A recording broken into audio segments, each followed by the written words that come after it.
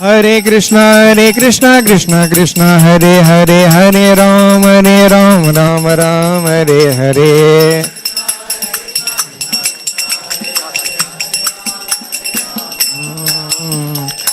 हरे कृष्णा कृष्णा कृष्णा हरे हरे, हरे राम राम राम हरे हरे।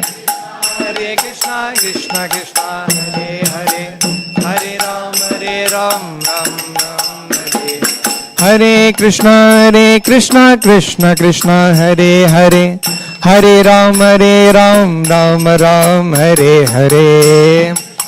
हरे कृष्णा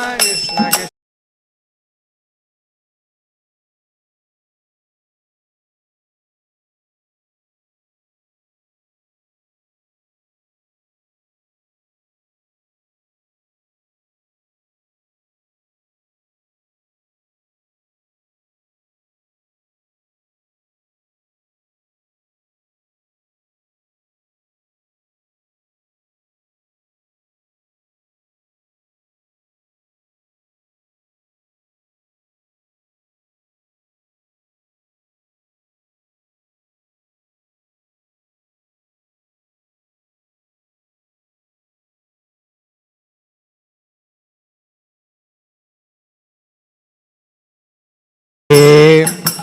कृष्णा कृष्णा हरे हरे, हरे राम राम राम हरे। हरे कृष्णा कृष्णा हरे हरे, हरे राम राम राम हरे हरे। हरे कृष्णा कृष्णा हरे हरे, हरे राम राम राम हरे। हरे कृष्णा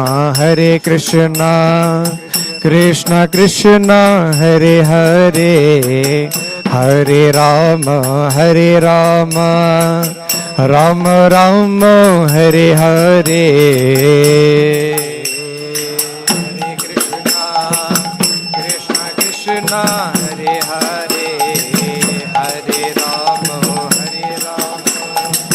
राम राम हरे हरे। हरे कृष्णा कृष्णा कृष्णा हरे हरे, हरे राम राम राम हरे हरे। कृष्णा कृष्णा हरे हरे, हरे राम राम राम हरे हरे। हरे कृष्णा कृष्णा कृष्णा हरे हरे, हरे राम राम हरे हरे।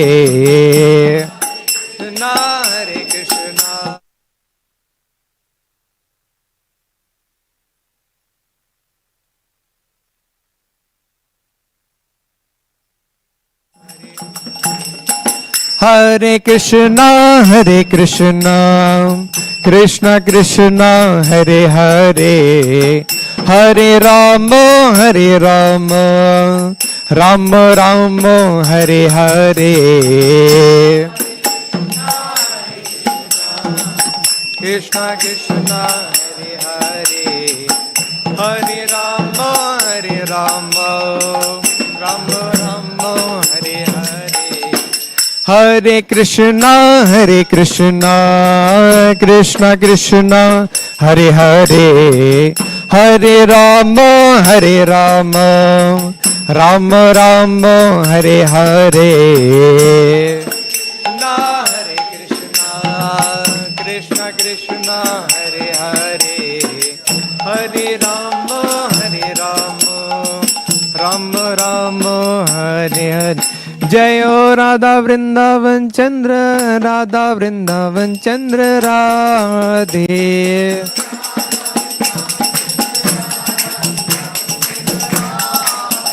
जयो राधे जय Shri Radhe.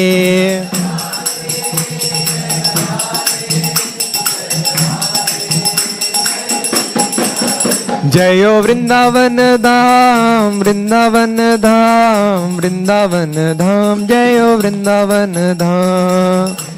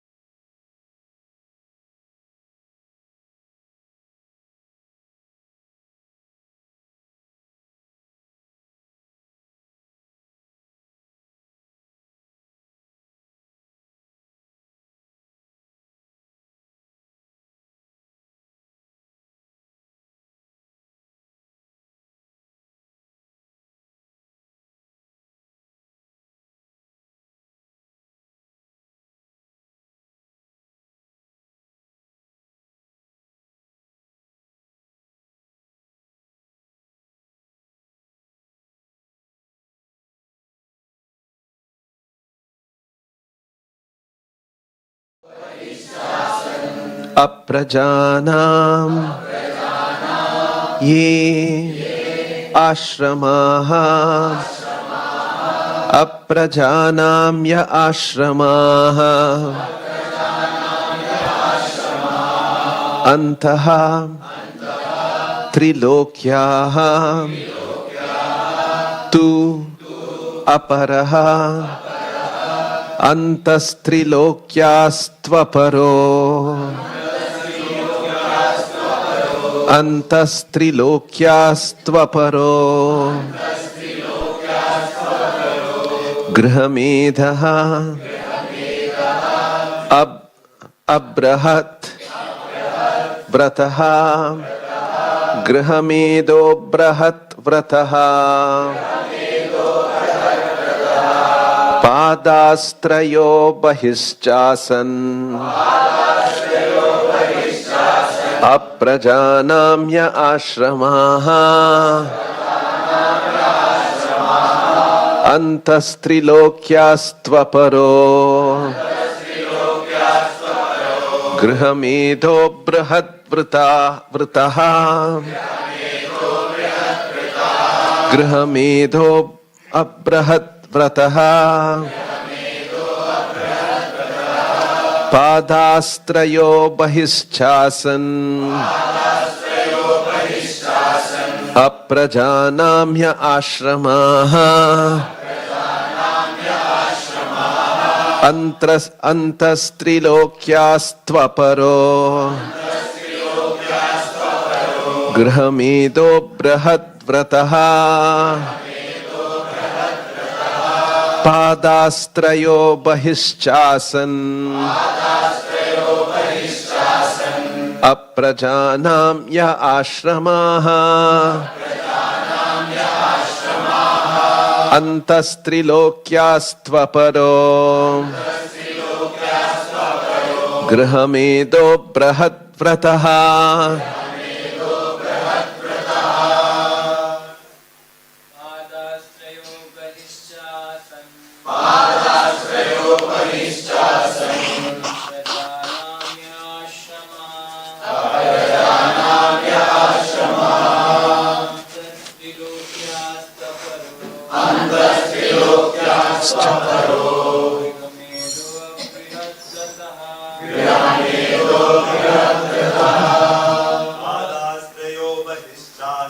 पादाश्चयो बहिश्चासन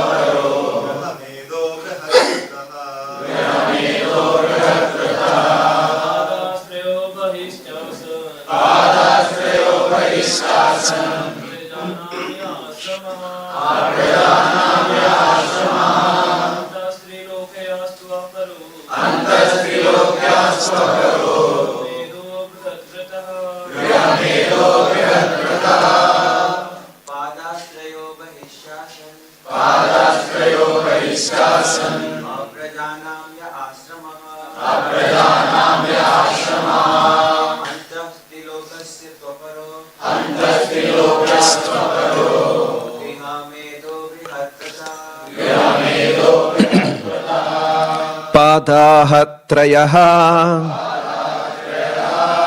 The cosmos of 3/4 of the Lord's energy. Bahihi, thus situated beyond. Cha, and for all. Asan, were. Aprajanam, of those who are not meant for rebirth. Ye, those. Ashramaha, status of life. Antaha, within. Trilokyaha, of the three worlds. Tu, but. Aparaha, others.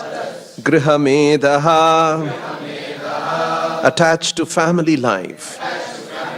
Abrahat vrataha, without strictly following a vow of celibacy. Translation and purport by His Divine Grace A.C. Bhaktivedanta Swami Srila Prabhupada ki. The spiritual world, which consists of 3/4 of the Lord's energy, is situated beyond this material world, and it is especially meant for those who will never be reborn, others who are attached to family life, and who do not strictly follow celibacy vows, must live within the three material worlds. Translation with repetition. The spiritual world, which consists of 3/4 of the Lord's energy, is situated beyond this material world, and it is especially meant for those who will never be reborn, others who are attached to family life, and who do not strictly follow celibacy vows, must live within the three material worlds. Purport by Srila Prabhupada. The climax of the system of Varnashrama Dharma or Sanatana Dharma is clearly expressed here in this particular verse of Srimad Bhagavatam. The highest benefit that can be awarded to a human being is to train him to be detached from sex life, particularly because it is only due to sex indulgence that the conditioned life of material existence continues birth after birth. Human civilization in which there is no control of sex life is a fourth-class civilization, because in such an atmosphere there is no liberation of the soul encaged in the material body. Birth, death, old age, and disease are related to the material body. and they have nothing to do with the spirit soul. But as long as the bodily attachment for sensual enjoyment is encouraged, the individual spirit soul is forced to continue the repetition of birth and death on account of the material body, which is compared to garments subjected to the law of deterioration. In order to award the highest benefit of human life, the Varnashrama system trains the follower to adopt the vow of celibacy, beginning from the order of Brahmachari. The Brahmachari life is for students who are educated to follow strictly the vow of celibacy. Youngsters who have had no taste of sex life can easily follow the vow of celibacy. And once fixed in the principle of such a life, one can very easily continue to the highest perfectional stage, attaining the kingdom of the 3/4 energy of the Lord. It is already explained that in the cosmos of 3/4 energy of the Lord, there is neither death nor fear, and one is full of blissful life, of happiness and knowledge. A householder attached to family life can easily give up such a life of sex indulgence if he has been trained in the principles of the life of a brahmachari. A householder is recommended to quit home at the end of 50 years, panchashordhvam vanam vrajet, and live a life in the forest. Then, being fully detached from family affection, he may accept the order of renunciation as a sannyasi, fully engaged in the service of the Lord. Any form of religious principles in which the followers are trained to pursue the vow of celibacy is good for the human being, because only those who are trained in that way can end the miserable life of material existence. The principles of nirvana, as recommended by Lord Buddha, are also meant for ending the miserable life of material existence. And this process in the highest degree is recommended here in the Srimad Bhagavatam, with clear perception of ideal perfection. Although basically there is no difference between the process of Buddhists, Shankarites, and Vaishnavites. For promotion to the higher status of perfection, namely freedom from birth and death, anxiety and fearfulness, not one of these processes allows the follower to break the vow of celibacy. The householders and persons who have deliberately broken the vow of celibacy cannot enter into the kingdom of deathlessness. The pious householders or the fallen yogis or the fallen transcendentalists can be promoted to the higher planets within the material world, 1/4 of the energy of the Lord. But they will fail to enter into the kingdom of deathlessness. Abrahat vratas are those who have broken the vow of celibacy. The vanaprasthas or those retired from family life, and the sannyasis or the renounced persons cannot break the vow of celibacy if they want success in the process.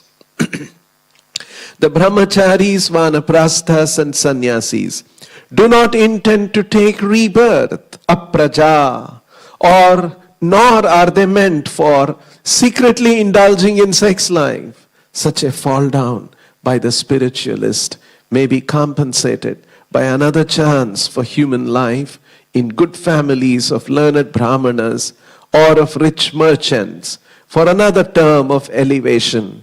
But the best thing is to attain the highest perfection of deathlessness as soon as the human form of life is attained.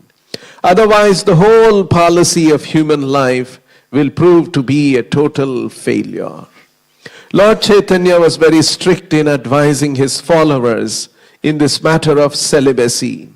One of his personal attendants, Chota Haridas, was severely punished by Lord Chaitanya because of his failure to observe the vow of celibacy. For a transcendentalist, therefore, who at all wants to be promoted to the kingdom beyond material miseries, it is worse than suicide to deliberately indulge in sex life, especially in the renounced order of life. Sex life in the renounced order of life is the most perverted form of religious life, and such a misguided person can only be saved if by chance he meets a pure devotee. Thus ends the Bhakti Vedanta purport. Om Ajnanatimirandhasya Jnananjana Shalakaya Chakshurunmilitan Yena Tasmai Shri Gurave Namaha. Nama Om Vishnu Padaya Krishna Preshtaya Bhutale Srimate Bhakti Vedanta Swamin Niti Namine Namaste Saraswate Deve Gauravani Pracharine Vishesha Shunyavadi Paschatya Deshatarine Jaya Shri Krishna Chaitanya Prabhu Nityananda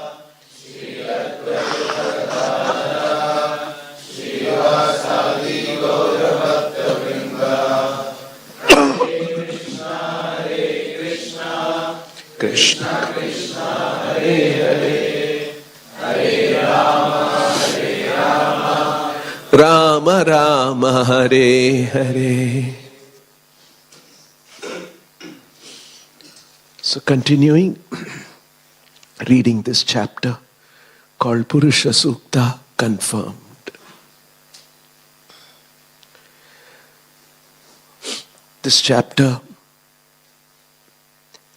confirms the Purusha Sukta, which is a prayer in the Rig Veda. And different parts of the shloka of the Rig Veda Sutra, Purusha Sukta, Sukti, come about. And in this particular verse, Padastrayo Bahishchasan, Padastrayo, we have been seeing this expression, Tripada and Ekapada. Padastrayaha, referring to, Pada refers to means a quarter. Tripada means 3/4. 3/4 refers to the spiritual world. And Tripadayo, Padastrayo Bahishchasan refers to, this Tripada is referring to Bahihi, beyond this material existence. It is external to or beyond this material existence. And who are fit to go there? Aprajanamya ashramaha. Those who are in the ashrama status of life, who want to be aprajanam, who don't wish to take birth again anymore. Aprajanam, they aspire to go to Padastrayaha, to the spiritual world. Aparaha, on the other hand, or others, Trilokyas Tvantaha, on the other hand, others have to remain within the three worlds. Antaha, within. Trilokyas Antaha, they have to remain within, because Grihamedho, because they are so dedicated to their family lives, and Abrihat Vrataha, and they are not following the Brihat Vrata. Those who follow the Brihat Vrata, that's the Vrata of celibacy, and Abrihat Vrataha means those who don't follow the vows of celibacy, but are simply interested in enjoyment in the family life. Grihamedo Abrahat Vrataha. So there is a contrast between those aprajanam ashramaha, those who don't wish to take birth again, and those who are gruhamedo abrahat vrataha, those who don't take such a vow of celibacy and remain attached to family enjoyment. And for them, trilokyas antaha, they have to be within the three worlds, material existence, but the others, padastrayaha, which is bahishchasan. The spiritual world, which consists of 3/4 of the Lord's energy. Padastrayaha. Bahihi asan is situated beyond. Is situated beyond this material world. Bahi chasan. And it is especially meant for those in those ashrama, ashramaha, who will never be reborn, aprajanamya ashramaha. Others, aparaha, who are attached to family life, gruhamedho, and who do not strictly follow celibacy vows, abrahat vrataha, must live within the three material worlds, trilokyas antaha. Srila Prabhupada begins the purport with a very nice statement. The climax of the system of Varnashrama Dharma or Sanatana Dharma is clearly expressed here in this particular verse of Srimad Bhagavatam. The climax, meaning the ultimate perfection of the Varnashrama Dharma, is clearly explained here. And what is that? That is aprajanam, not to be born again, and padastrayo bahishchasan, to attain to the 3/4 of the material, of the spiritual energy of the Lord, which is beyond this material existence. That is the climax. That is the epitome. That is the highest achievement of Varnashrama Dharma or Sanatana Dharma. And that highest benefit can be awarded to a human being is to train him to be detached from sex life. The whole purport here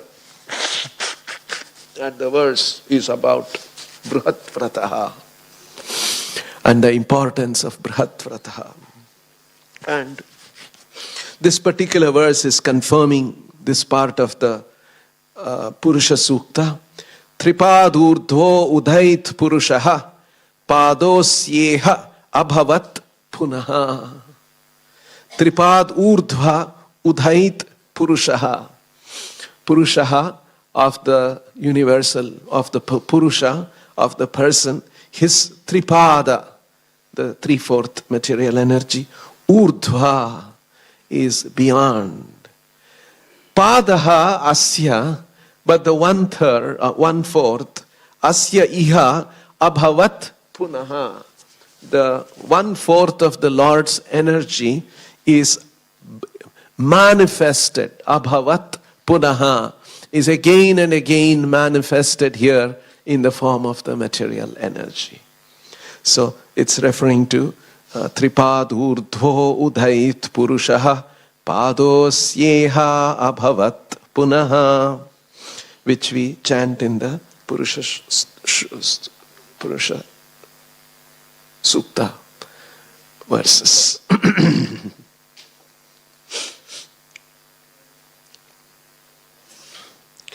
So here,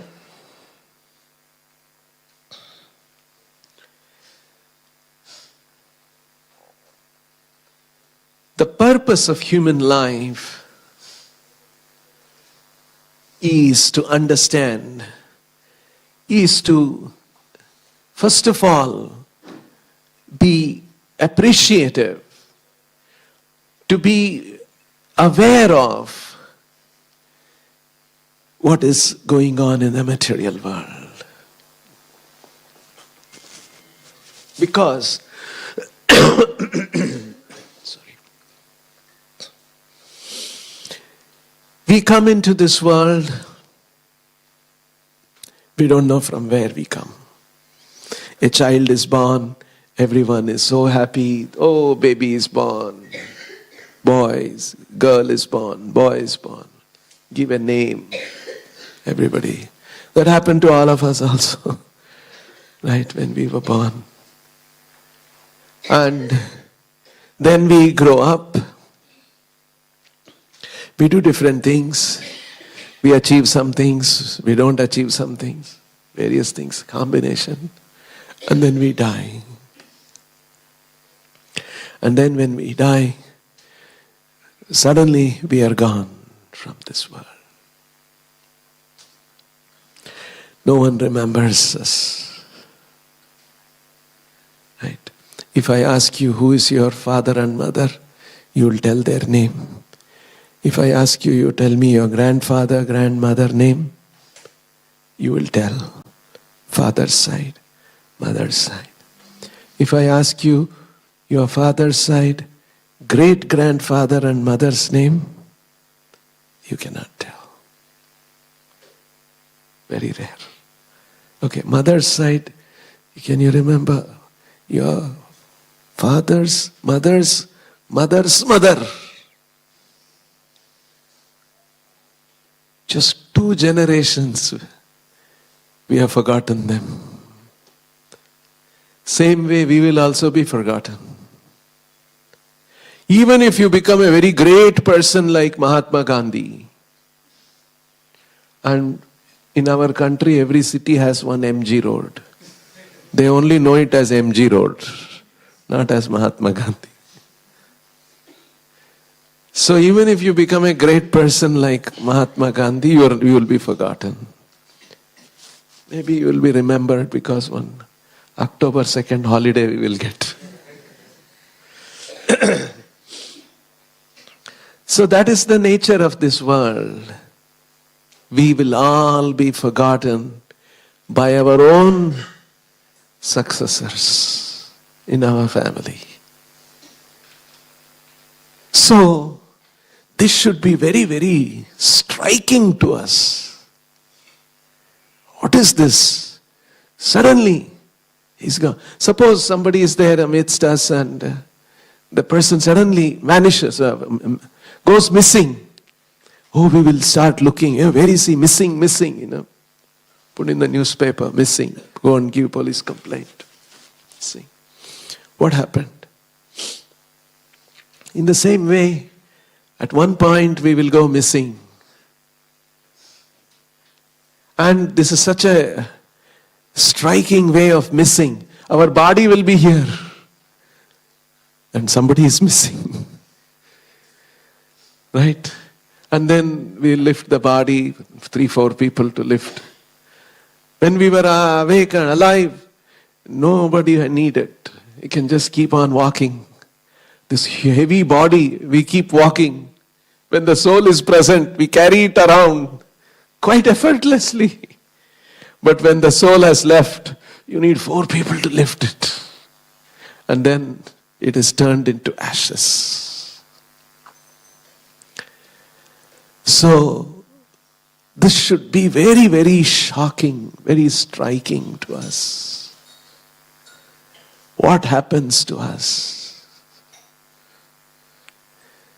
But unfortunately, we become so involved in our day-to-day life that this doesn't sufficiently intrigue us. It doesn't sufficiently make us think about it very seriously. So, we come into this world, we stay for some time, we go away. What happens to us?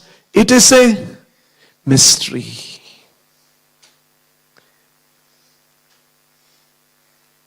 Nobody who died and went away after 1 week, they came back and said, you know what happened to me?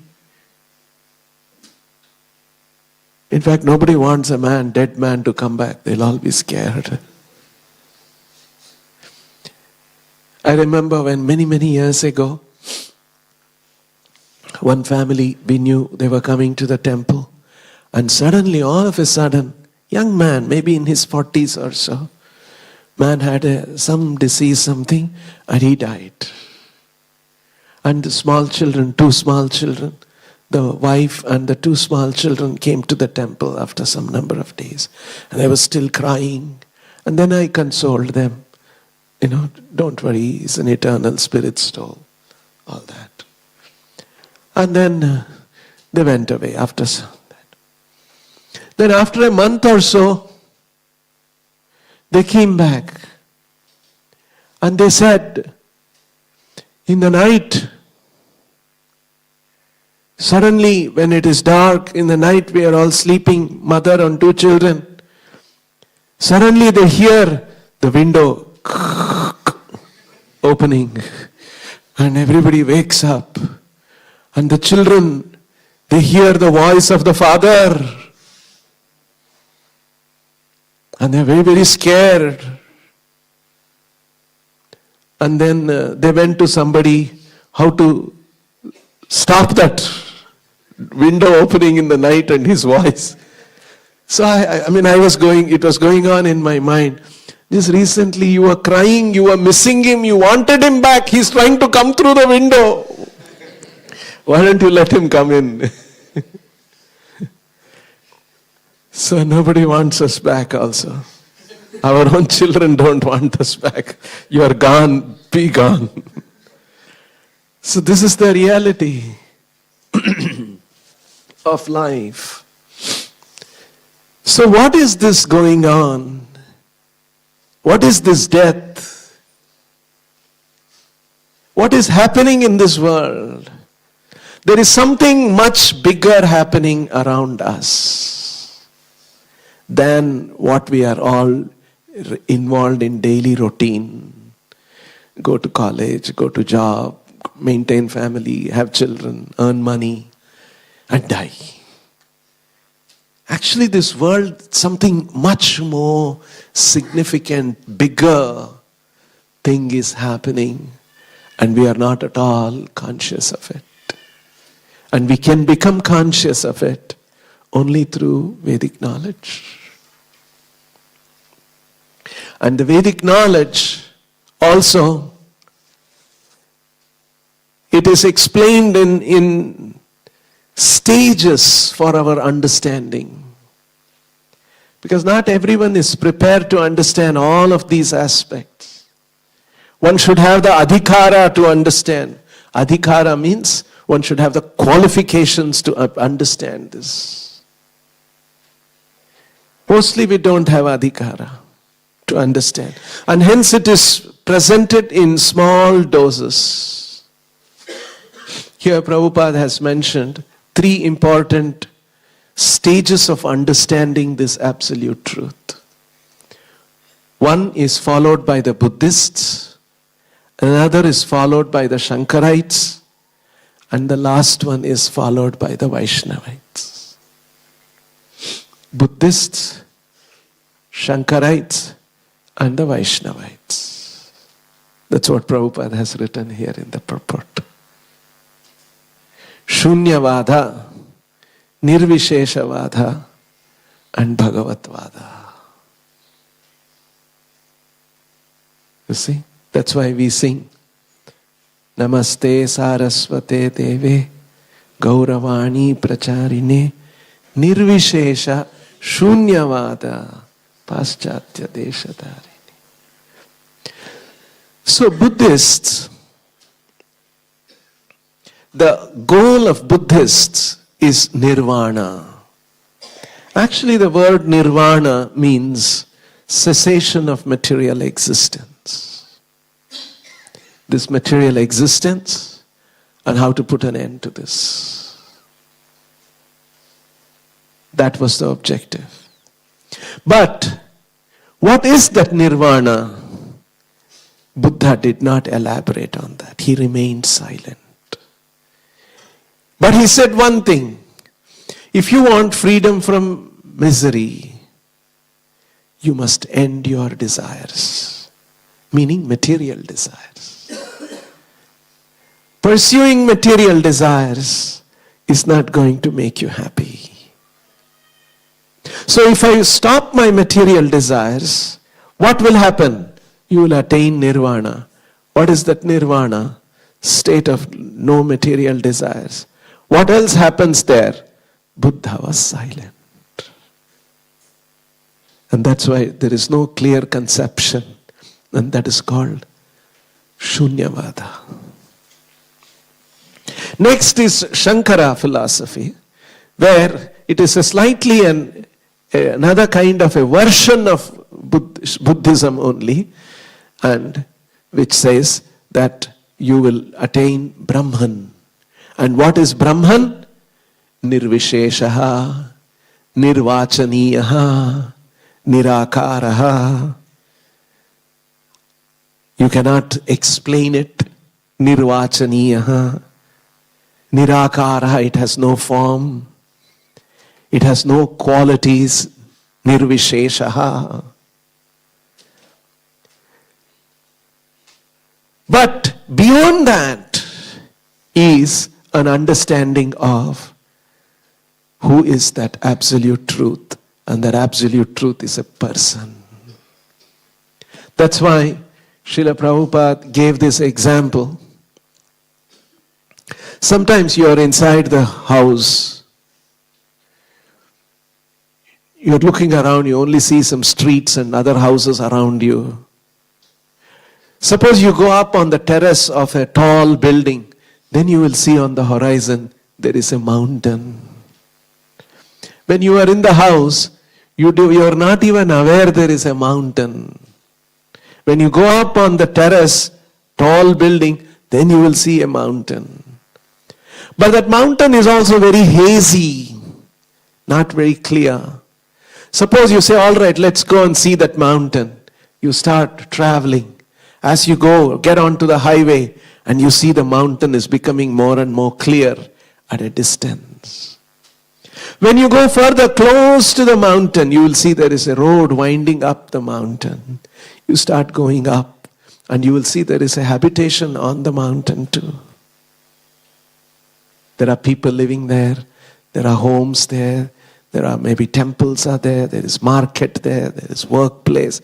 So many things. When you are in the house, you didn't know there is a mountain. You didn't know that you can get there. There are so many things happening there. You are completely unaware. So for you, mountain was a non-existing shunya. It didn't exist at all. So Prabhupada gave this example to help us understand that there is a truth, but from different perspectives or distance from that truth, you will have a vague idea or no idea at all. And that's what the Shunyavada is, Nirvana. And then when you progress a little bit, Nirvisheshavada of the Shankara school. And then when you go even closer, you will understand that there is a personality and there are Parshadhas, there are associates of the Supreme Lord, and there are Leela, there is activities, there is transcendental activities going on, and that is beyond material existence. That is what? Padastrayo Bahischasan. It is Bahihi. It is beyond, it is outside of the material existence. But one thing Prabhupada is pointing out, whether it is Buddhism, or it is the Shankara's Brahmavada, or it is Vaishnavavada, understanding of Bhagavan, all of them require Brihat Vrataha. All of them recommend vow of celibacy. Because without vows of celibacy, one cannot have any spiritual realization. This is the fundamental point. This is the basic understanding. And that vow of celibacy is called Brihat Vrataha. And one who does not follow the Brihat Vrataha, vow of celibacy, that's called Abrihat Vrataha. When there is no vow of celibacy in one's life, what do? They become indulged, they become involved in as a Grihamedha. Grihamedhi. Medhi means intelligence or conception. Griha means home. It can mean home, means our homes, father, mother, wife, children. It can also mean, Griha also means the home for this soul, this body. We become so preoccupied with our own body, to give comforts to the body, to take care of the body, to give more and more gratification to the body, and to give more and more honor to the body. Sometimes even spiritualists, they understand that this body, sensual enjoyment we should avoid, but they get stuck with honor and prestige. It somehow misses their attention. So even in the spiritual community, I am senior. I should be respected. I should be this. I should, this kind of, another kind of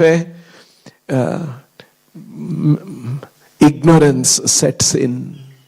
That's why amanitvam, adhambitvam, when Krishna is describing what constitutes knowledge in the 13th chapter, the very first item is amanitvam. Amanitvam means humility. Amanina manadena. Amanina. Not expecting any honor for oneself.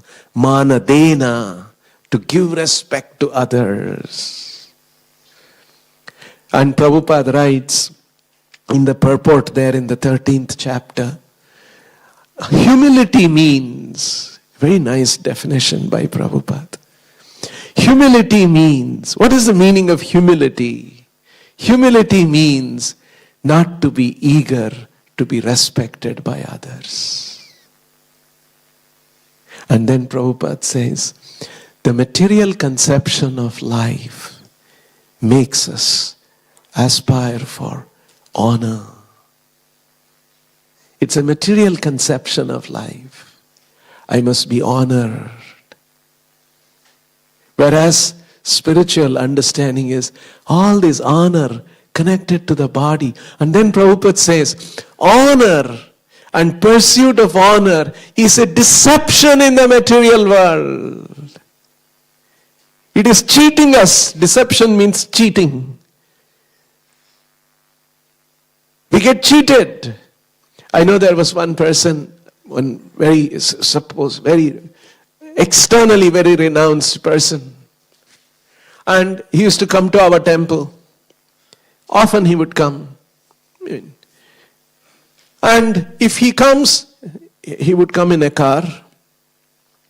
And if the car is stopped by the security, and the security check happens, he will get very angry. He'll come and complain to us in Bangalore. When I'm coming, car, why should they stop? I said, no, even my car they check, let them check. No, this they should not do. You see how somebody gets stuck like that? When I come, the car, straight, you should let in. No car and checking the car. That honor should be there. And he was supposed to be a very renounced, very detached person. Like that. See how they get stuck? And nobody is there to tell them. They cannot understand. Whereas in our Krishna consciousness, the way Srila Prabhupada has taught us and the way he has instituted this, when we all join temple, what is the first service we do? All we go take broom, mop stick and start cleaning. Cleaning temple, cleaning ashram, cleaning bathroom. I think now the bathroom cleaning is little less, but at least it used to be there in our life. Yeah, when we were young, I think it is there to some extent. Because we do that because we come with an idea, I'm such a great guy. I've studied so much. I've done this, I've done that. We come, whatever understanding, we come with that kind, I am so honorable person. And Prabhupada made this system. Go and do wash, simple work you do, which is not at all honorable. I also remember first time when I did that, oh my God, what is this? I'm so-and-so, I am the only, in my house they never allowed me to do this, but now I am doing this. But then it made me think, what is all that? This is all this honor. It helps us to not be in pursuit of honor. See, this honor is a deception of material life. I have heard one more person, another person telling, what should I become? When I should lead a life in such a way. When I die, lots and lots of people should come to see me. I'll be gone to see my body. He's serious, a big man, intelligent man, smart man. He's telling this. So, I couldn't tell him, but it was going on in my mind. You are anyway gone now. 100 people come, 1,000 people come, 10,000 people. You cannot see, you cannot count anybody. But the feeling that no, lot of people come to honor me up to my death. There is so much honor. See how that maya, how that deception goes on. And later on he became a devotee. After that he came and again told me, what a foolish thing I was pursuing. You see how Srila Prabhupada teaches us all these things? Don't be after honor. Amanitvam. That is an indication of awakening of spiritual knowledge, transcendental knowledge. When we have this transcendental knowledge, we understand all this honor, prestige. What is the use of all these things? It'll all be gone. It is simply another kind of a cheating in this material world. Amanitvam adambitvam. Adamba. Damba means we try to be religious and show off our religiosity. That is damba. Amanitvam means humility. Adambitvam means to be religious and to be very showing off about our religious practices. See, like that. So these are all different stages of ignorance that Krishna talks about. And so whether it is and this Buddhism to Shankara, to Vaishnava, and in all three of them this Bruhatvrataha is recommended, but that becomes fully clear in the understanding of the Bhagavad Tattva. Why we should do that? Why are we against this? Why are we emphasizing celibacy? Why are we discouraging sex indulgence? What is the reason? Because in that sex indulgence there is a highest expression and manifestation of our enjoying tendency and to dominate in this material world. The fundamental truth is that we are a servant of Krishna. We are not masters. We are not master of this world.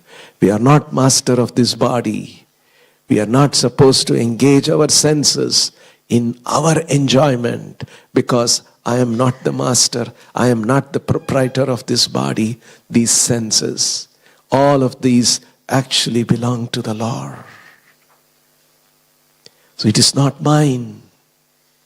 I must not use it for my enjoyment. Me enjoying, that is not my position. My position is to be serving and make Krishna happy. That is my position, not to seek enjoyment independently. And hence, in that act of sexual indulgence, it is violating the very important principle that we are trying to understand. I am not the enjoyer. Krishna is the supreme enjoyer, and I am his servant. I must serve him for his enjoyment. And when I serve him for his enjoyment, Krishna will fill my heart with joy, with spiritual joy. That is what I am due to get. Not this enjoying in this mistaken understanding that I am the enjoyer, let me become the enjoyer. To provide that an opportunity, this material body has been provided, all these arrangements have been made. There are two forms of human bodies and even animal bodies also, male forms and female forms, and there is some kind of an attraction created, and to pursue that one, all of this is an experience for the conditioned soul with the hope that I will enjoy, but invariably all such attempts, one realizes that there is so much more suffering because of that. But still, those who are in ignorance never learn, and they continue punah punascharvita charvananam. The Bhagavatam says they continue to chew and chew and chew the chewed. So that's the expression given in the Bhagavatam, punascharvita charvananam, chewing the chewed for sex indulgence.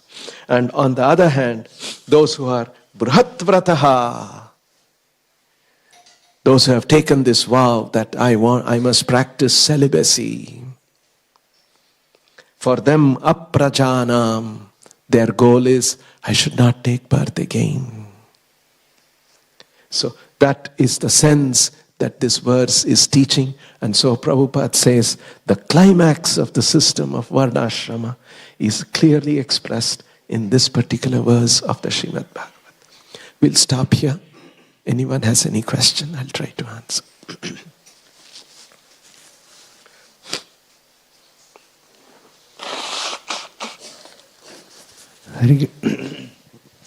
Hare Krishna Prabhu. There are a lot of pleasures there in this world, like eating rasgulla. Somebody is praising, some pleasure is there, and same pleasure is there, sexual pleasure also. But sexual pleasure is something which is more attractive than all other pleasures. All other pleasures people easily give up, but the sexual pleasure giving up is quite challenging. What is that experience? Who has filled in our body that we are experiencing, whether it's a bodily pleasure or is going to the subconscious level or soul level pleasure? What is that pleasure which people get in this sexual pleasure or other pleasures? Then even any of these pleasure, the rasgulla pleasure, anything, or the sex pleasure, it is not going to the soul. It is simply a manasijam. It is a creation of the mind. It is a concoction of the mind.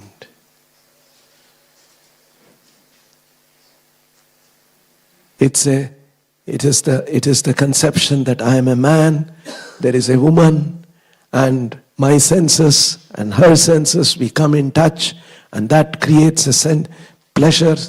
This is a whole thing is psyched up in the material, in the mind of a man and a woman. It has nothing to do with the soul. Soul is simply a witness and to all these things, and is getting more and more implicated. Yes, there is gradation of pleasures, and the highest manifestation of the pleasure is the sex pleasure. And as the higher and higher the pleasures are, the degree of binding of the living entity to the material world is also higher and higher, and hence sex pleasure binds the living entity most. And hence, who want to become aprajanam, don't want to take birth again, should practice the vow of celibacy as recommended. So, the living entity, we come into this world with an idea that I must enjoy. And material world creates varieties of opportunities for us to enjoy in different forms and in different species. There are different species, and all of them they pursue the small animals, small insects, small birds. All of them are looking for some kind of a pleasure, sense pleasure, and including the mating pleasure. So this pursuit is going on.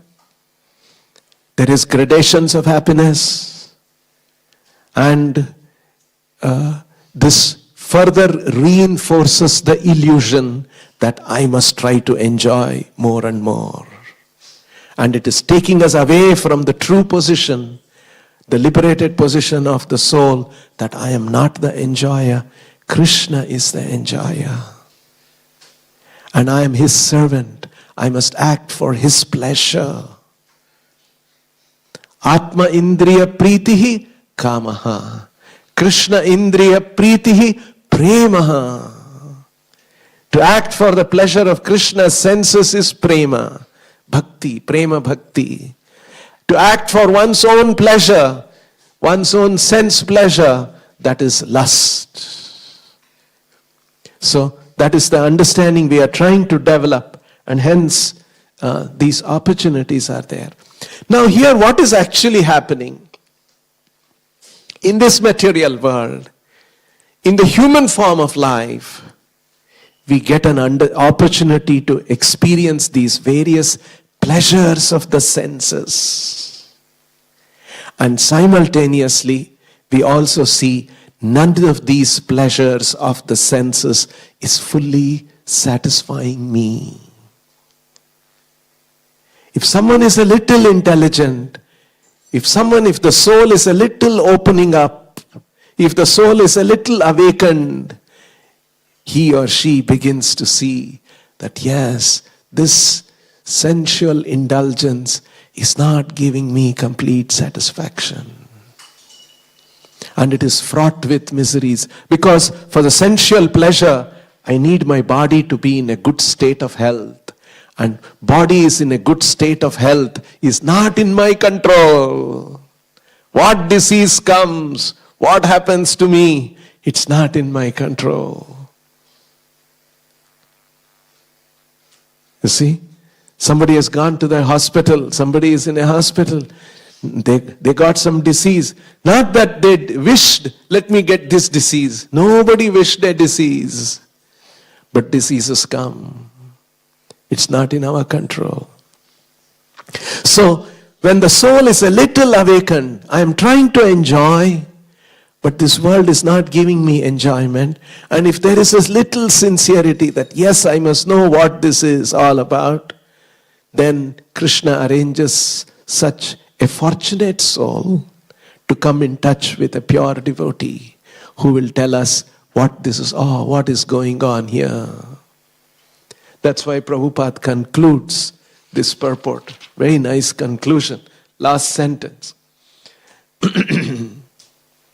Sex life in the renounced order of life is the most perverted form of religious life, and such a misguided person can only be saved if, by chance, he meets a pure devotee.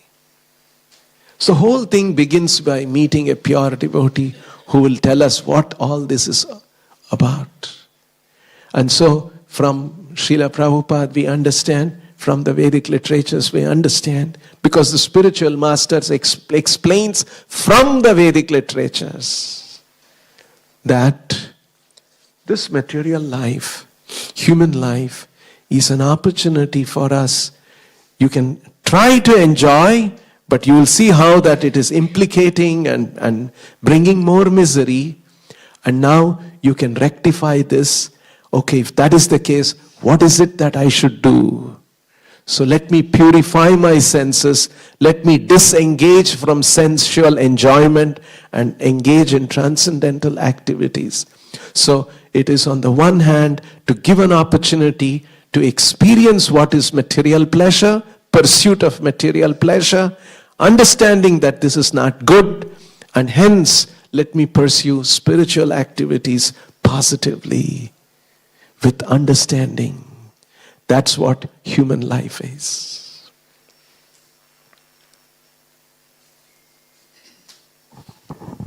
Hare Krishna Prabhu. And this sama shatraucha mitrecha tatha mana apamanayo, same thing. Shitoshna sukha dukheshu sama sangha vivarjitaha tulya nindas tutir mauni santushto yena kenachit aniketa stita matir bhaktiman me priyo naraha.